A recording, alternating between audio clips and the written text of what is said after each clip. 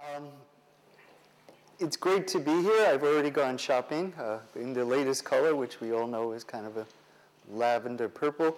And Polda is internationally known. Whenever I go to any conference, she is there. And everybody, she's the center of attention. She's the center of network connectivity, not only in Europe, but now in North America and China. And it's always a pleasure to come to Italy because I come from two of the largest Italian cities in the world.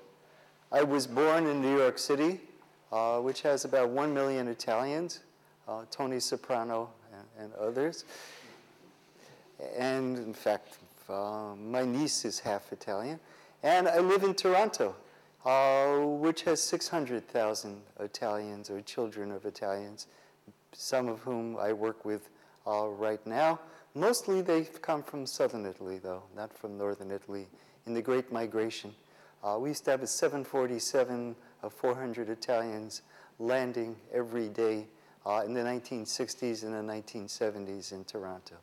And then the airport authorities got very upset because for every one Italian landing, there were 15 Italians coming to greet them and hug them and kiss them. So they had to build specially large waiting rooms for the airports.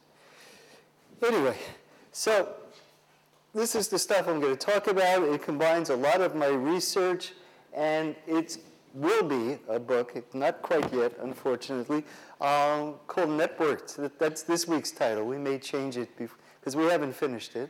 And we think we're going to call it the new social operating system. Just like OS2, maybe we'll call this OS3. And I'm co-authoring it with Lee Rainey, who is the director of the Pew Internet Project, which I don't know how many people here know about the Pew Internet Project. Just a few of you. It's the largest. They do a monthly survey. Very, very good. May I have the printout here? That would be great. And I started doing computing in a long time. Does anyone in this room recognize this? You do. You're as old as I am then. This is an IBM 025, I think, key punch, which punched little holes in cards. In 1965, I was using one of these things.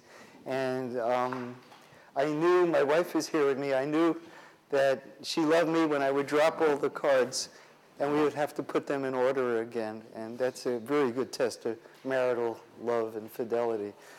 And then I was thinking, what have I done about Italy? And this study is very old. It's 2001, and you can see some Italian data there where the percentage online is low, and the percentage of women online, if you look at the right column, is only 37%. And that must be changed so much in the past decade, but I haven't been doing research. And this is from the same paper that I did. It's on my website.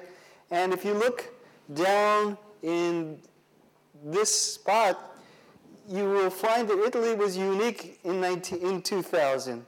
It was the only country where the gap between the percentage of men online and the percentage of women online was increasing, because men were going on at a higher rate than women.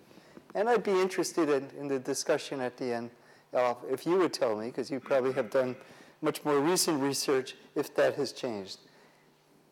So let me get to the subject of my talk. I think I'll sit down because I've hurt my leg a little bit and I'm a bit tired, so please excuse me.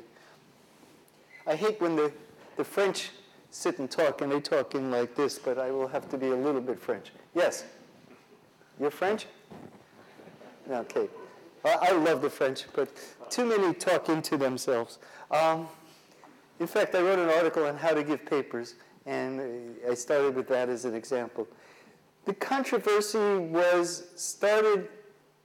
it's going on historically, the notion of whether industrialization, bureaucratization has fallen apart, but it really became salient again in the past decade because of the internet, and a well-known article in the American Sociological Review by 3 very good sociologists claiming that Americans had fewer very close friends than they had before, and that 23% had nobody that they could talk deep thoughts too.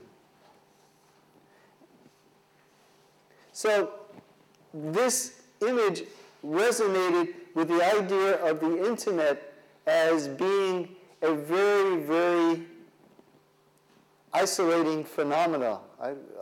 The media believes this very strongly. At least once a month I get a call from the media. In fact, I spoke to a reporter from Republica, about 2 weeks ago, and the story, I believe, will run tomorrow about whether the media is isolating people or not. And on the other hand is the positive image of the internet. This is from Wired magazine, otherwise known as the Vogue magazine of the internet. And here it is that we have total unlimited possibilities. This magazine cover was written in December 1999, just before the dot-com crash of 2000, so perhaps the wings are a little bit shorter these days. And I've certainly been involved with the internet for many, many years. I don't know if you can read in the back. It says, "Hi, my name is Barry," and I check my email 200 to 300 times a day. Actually, it's not true anymore because we mostly check our phones 200 to 300 times a day. And we leave our internet on constantly.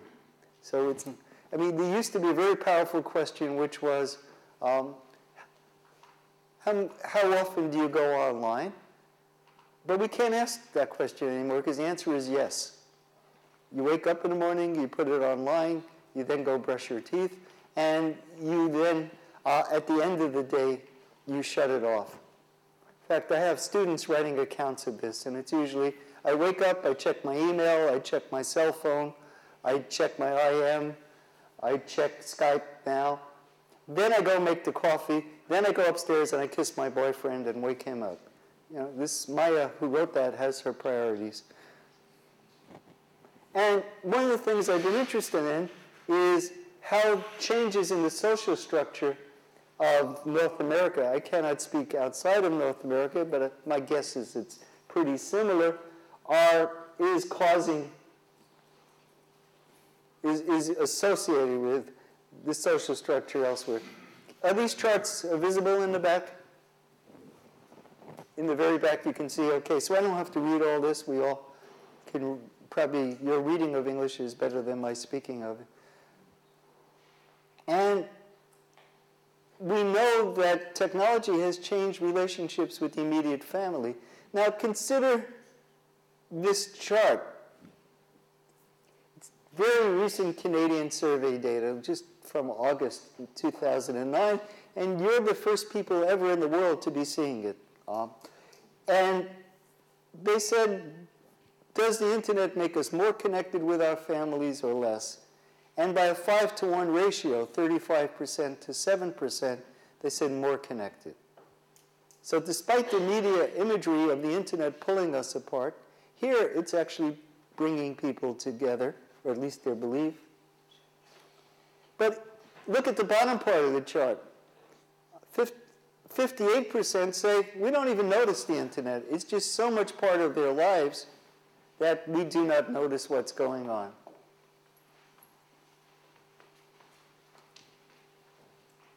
So this is my notion that there's really three things going on. One is the internet itself. And one of the interesting things about the internet, most of us, are old enough to remember telephones that rang in the household. How many people here do not have a household telephone, just a mobile phone? You're the only one. Well, you're probably the youngest one here. Half of my students don't have a mobile phone, and don't have a landline home phone. They sleep with their cell phones close to them. I think if someone came up with a cell phone in the form of a teddy bear, or a toy, it would be probably a big, big success.